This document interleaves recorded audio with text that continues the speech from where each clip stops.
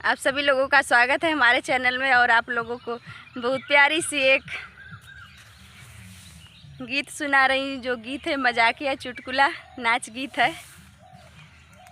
कि चाकर चाकर ने बुला कर अरे पाती पिया झटपट बोला वही कोठरिया में। पिया झटपट बोला वही कोठरिया में। पिया झटपट बोला वही कोठरिया में।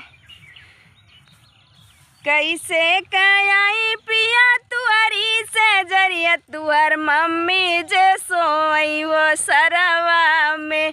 तुहर मम्मी जे सोई वो सरवा में। तुहर मम्मी जे सोई ओ सरवा में।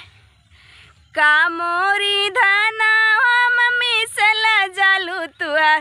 का मोरी धना हो मम्मी से लजालू। पूछाओ नहू का जनमल हैला की ना।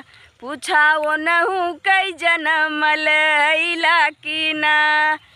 चाकर चाकर ने बुला हरी हरी पाती पिया झटपट बोला वही कोठरिया में।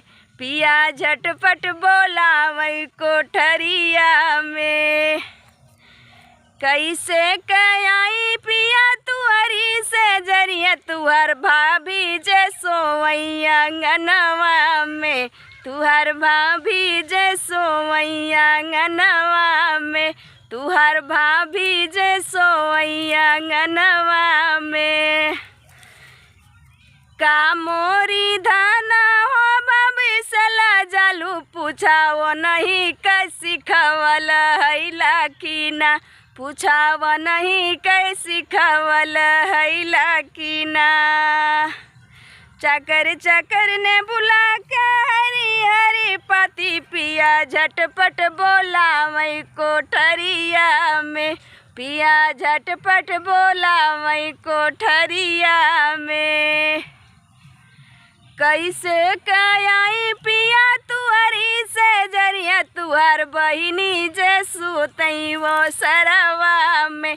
तुहर बहिनी जे सुतई वो सरवा में। तुहर बहिनी जे सोई ओ सरवा में।